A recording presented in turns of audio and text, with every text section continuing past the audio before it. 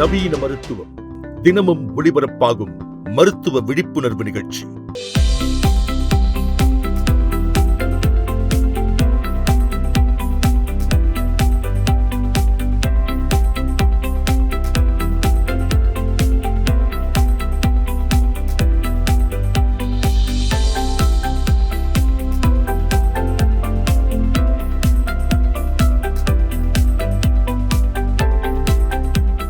ஹார்ட்டோட pumping capacity usually 60 to 65% இருக்கணும்.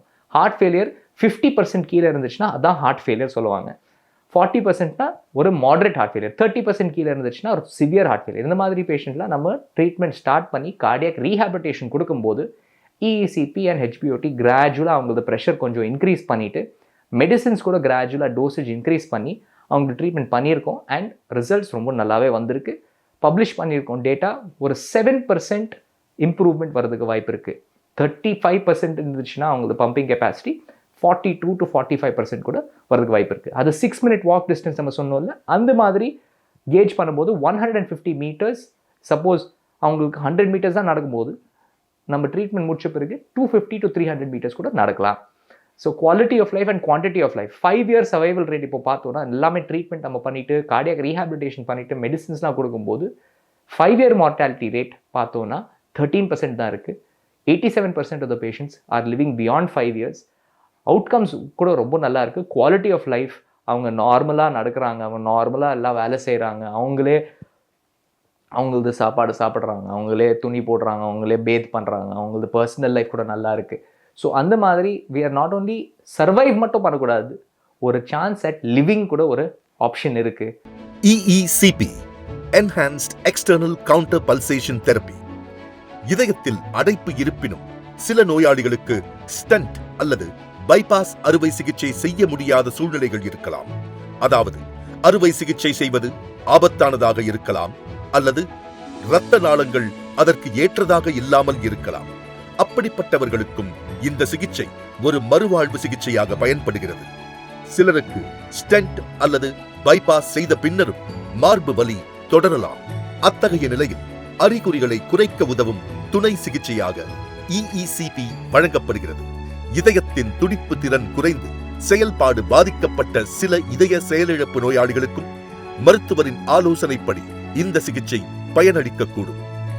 பேஷண்ட்ஸ்க்கு நெஞ்சுவலி அதிகமாக இருக்குது, என்ன பண்ணால் கூட மூச்சு வாங்குது, இல்லை அவங்களுக்கு கொஞ்சம் நடந்தால் கூட குவாலிட்டி ஆஃப் லைஃப் ரொம்ப கம்மியாக இருக்குது, நடக்க முடியாது, ஹார்ட் ஃபெயிலியர் இருக்குது, அவங்களுக்கு கொஞ்சம் நடந்தால் கூட அவங்களுக்கு ஃபட்டீக் வந்துடும், உட்காரணும், ரெஸ்ட் எடுத்து திருப்பி கண்டினியூ பண்ணணும். அந்த மாதிரி பேஷண்ட்ஸ்க்கெலாம் இந்த ஒரு தெரப்பி யூட்டிலைஸ் பண்ணலாம் சொல்லிட்டு ஒரு இண்டிகேஷன் கொண்டு வந்தாங்க. இது மிஷின் இப்போது ஹார்ட் ஃபெயிலியரில் நம்ம நிறையவே யூட்டிலைஸ் பண்ணியிருக்கோம்.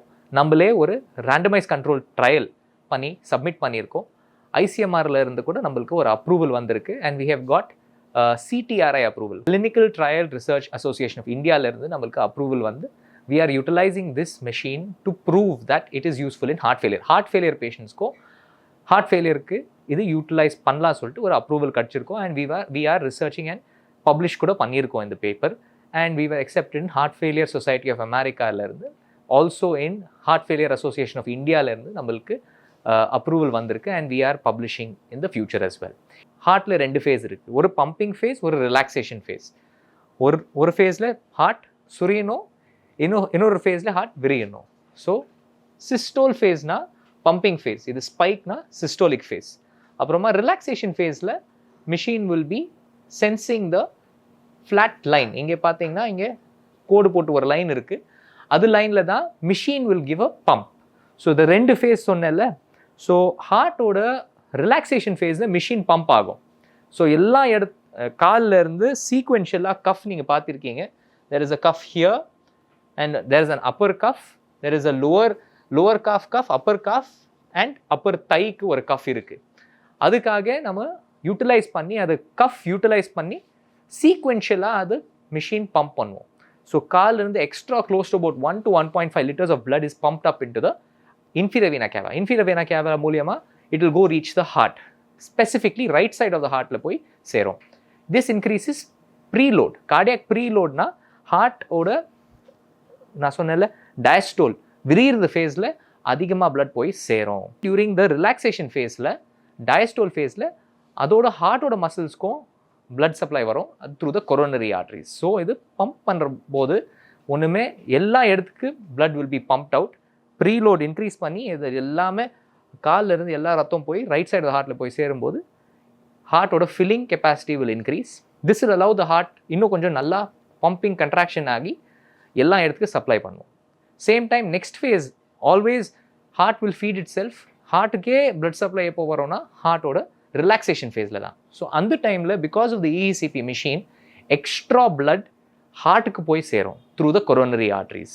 இஇசிபி சிகிச்சை மூலம் இதயத்திற்கு இரத்த ஓட்டம் அதிகரிக்கும், இதயத்திற்கு ஆக்சிஜன் வழங்கல் மேம்படும், புதிய இரத்த நாளங்கள் அதாவது கொலாட்ரல் சர்க்குலேஷன் உருவாக உதவும், இதயத்தின் வேலை சுமை குறையும், மார்பு வலி அதாவது ஆன்ஜைனா குறைய வாய்ப்பு உண்டு.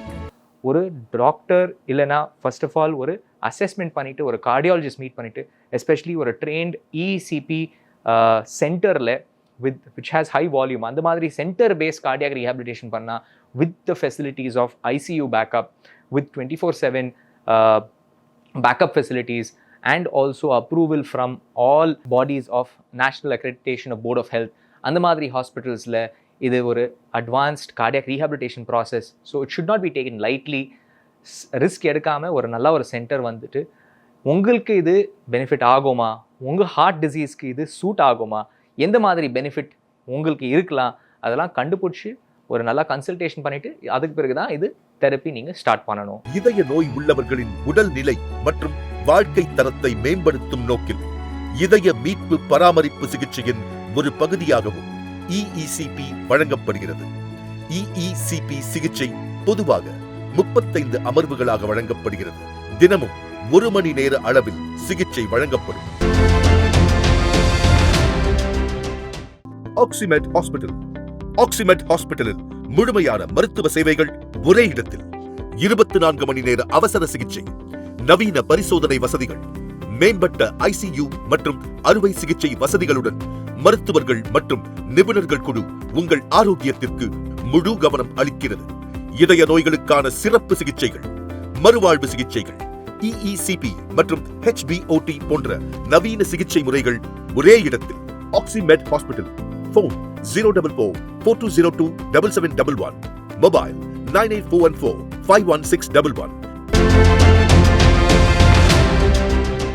ஹைப்போபாரிக் ஆக்சிஜன் தெரப்பி 1600s தான் ஃபர்ஸ்ட் இன்ட்ரடியூஸ் பண்ணாங்க. அது எதுக்காக யூஸ் பண்ணாங்கன்னா first of all divers, deep sea divers அதிகமாக டெப்த்ஸில் போய் ஏதாவது இன்வெஸ்டிகேஷன் பண்ணும்போது திருப்பி அசென்ட் பண்ணும்போது என்ன பண்ணாங்கன்னா கொஞ்சம் சீக்கிரமாக அசென்ட் பண்ணாங்கன்னா because of the breath hold nitrogen bubbles அவங்க பிளட் ஸ்ட்ரீமில் அக்யூமுலேட் ஆகி it use to go and block, சின்ன சின்ன சிறுசாக பிளட் வெசல்ஸில் போய் பிளாக் பண்ணிடுது. அது பிளாக் பண்ணும்போது ரொம்ப சோர்வையாக இருந்தது, ரொம்ப பாடி பெயினாக இருந்தது, மசில்ஸில் கொஞ்சம் டேமேஜ் ஆகிறதுக்கு வாய்ப்பு இருந்தது, பிரெயினில் டேமேஜ் ஆகிறதுக்கு வாய்ப்பு இருந்தது. ஸோ அது ஓவர் கம் பண்ணுறதுக்கு ஒரு ப்ரெஷரைஸ் சேம்பரில் போட்டு அவங்களுக்கு ஹை ப்ரெஷர் ஆக்சிஜன் கொடுத்தாங்க. அதனால் அவங்களுக்கு இது பெயின் எல்லாம் குறைஞ்சிடுச்சு. பட் என்ன ஒரு பெனிஃபிட்னா அவங்களுக்கு சப்போஸ் அவங்களுக்கு ஏதாவது வூண்ட் இருந்ததுன்னா இல்லை அவங்களுக்கு ஏதாவது காயம் இருந்ததுன்னா அது கொஞ்சம் ஃபாஸ்ட்டாக ஹீல் ஆகிட்டு இருந்தது. ஸோ ஒரு தெரப்பிக்காக ஃபர்ஸ்ட் டைவர்ஸில் தான் யூஸ் பண்ணாங்க இது HBOT. இந்த சிகிச்சையில் நோயாளி ஒரு மூடிய அறைக்குள் அமர்த்தப்படுகிறார் அல்லது படுக்க வைக்கப்படுகிறார். அந்த அறையில் சாதாரண காற்றழுத்தத்தை விட அதிக அழுத்தம் உருவாக்கப்பட்டு தூய ஆக்சிஜன் வழங்கப்படுகிறது. இதன் மூலம் இரத்தத்தில் ஆக்சிஜன் அளவு அதிகரிக்கிறது. மேலும் உடலின் சேதமடைந்த திசுக்களுக்கு கூடுதல் ஆக்சிஜன் கிடைக்க உதவுகிறது. இந்த சிகிச்சை குறிப்பாக நீரிழிவு நோயாளிகளுக்கு ஏற்படும் சரியாக ஆறாத புண்கள், தீவிர தொற்றுக்கள், தீக்காயங்கள், விஷவாயு பாதிப்பு மற்றும் சில வகையான திசு சேதங்களில் குணமடைதலை விரைவுபடுத்த உதவக்கூடியதாக இருக்கிறது. அதிக ஆக்சிஜன் கிடைப்பதன் மூலம் புதிய திசுக்கள் உருவாகவும் புண்கள் விரைவாக ஆறவும் தொற்றுக்கள் கட்டுப்படுத்தப்படவும் உதவுகிறது. ஹார்ட் ஃபெயிலியருக்கு நம்ம ஹைப்போபாரிக் ஆக்சிஜன் தெரப்பி நம்ம யூஸ் பண்ணிட்டு இருக்கோம். அது எப்படி யூஸ் பண்ணிட்டு இருக்கோம்? எல்லா ட்ரக் ஹார்ட் ஃபெயிலியரில் first and foremost will cause low blood pressure. இது லோ பிளட் ப்ரெஷருக்கு ஒன்றுமே ட்ரீட்மெண்ட் கிடையாது. இது ஒரு side effect because of the drug use. இது only way to improve the blood pressure oxygen therapy கொடுக்கலாம். நம்ம ஆக்சிஜன் கொடுக்கும்போது பிளட் வெசல்ஸ் கொஞ்சம் கண்ட்ராக்ட் ஆகும், வாசோ கன்ஸ்ட்ரிக்ஷன் சொல்லுவாங்க. இதனால நம்மளது பிளட் ப்ரெஷர் இன்க்ரீஸ் ஆகும். அதுக்காக நம்மளது என்ன ரிசல்ட், நெட் ரிசல்ட்னா blood pressure will be slightly higher. இப்போது ஹைப்பர்பேரிக் ஆக்சிஜன் தெரப்பி கொடுக்கும்போது first of all we will assess the patient நல்லா ஸ்டேபிளாக இருக்காங்களா. Blood pressure will be measured before the hyperbaric therapy. முடிச்ச பிறகு கூட திருப்பி நம்ம மெஷர் பண்ணுவோம். அந்த டைமில் mild increase in blood pressure will be there. What is the mechanism of HBOT in heart failure? இப்போது heart failure you should understand it is usually because of decreased blood perfusion to the muscles, ஹார்ட்டோட muscles. மயோகார்டியமில் blood vessels சிறுசாக இருக்கும் and oxygen அங்கே போய் சேராது. Just like நம்மளுக்கு ஒரு டயபெட்டிக் ஃபுட் வூண்ட் வெளியில் தெரியுதோ, நம்மளது எக்கோகார்டியோகிராஃபி இல்லைன்னா கார்டியாக் எம்ஆர்ஐயில் கிளியராக ஹார்ட்டில் காயம் இருந்துச்சுன்னா நம்மளுக்கு தெரிஞ்சிடும். அதில் பம்பிங் கெப்பாசிட்டி குறைஞ்சிடுச்சுன்னா ஹார்ட் ஃபெயிலியர் சொல்லுவாங்க. Heart failure with reduced pumping capacity or reduced ejection fraction. Increased oxygen அங்கே போய் டெலிவர் பண்ணால் definitely there will be increase in pumping capacity of the heart and அவங்களது மைக்ரோ சர்க்குலேஷன், ஹார்ட்டோட micro circulation, capillary circulation கொஞ்சம் improve ஆகும்.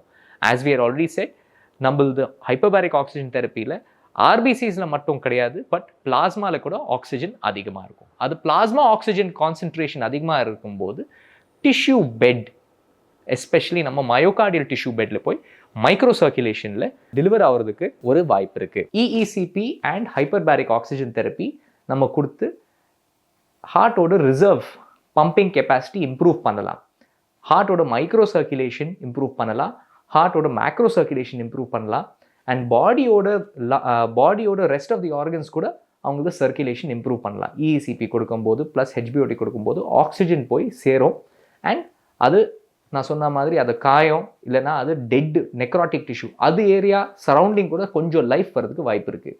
So நம்ம research பொறுத்த வரைக்கும் இஇசிபி ப்ளஸ் HBOT கொடுக்கும்போது அட்லீஸ்ட் ஒரு 7% பம்பிங் கெப்பாசிட்டி இம்ப்ரூவ் ஆகிறதுக்கு வாய்ப்பு இருக்குது. மேலும் நோய் பற்றிய சந்தேகங்களுக்கும் சிகிச்சை முறைகளை பற்றிய விவரங்களுக்கும் ஆக்சிமெட் ஹாஸ்பிட்டல். ஃபோன் 044-4202-7711. மொபைல் 98414-51611.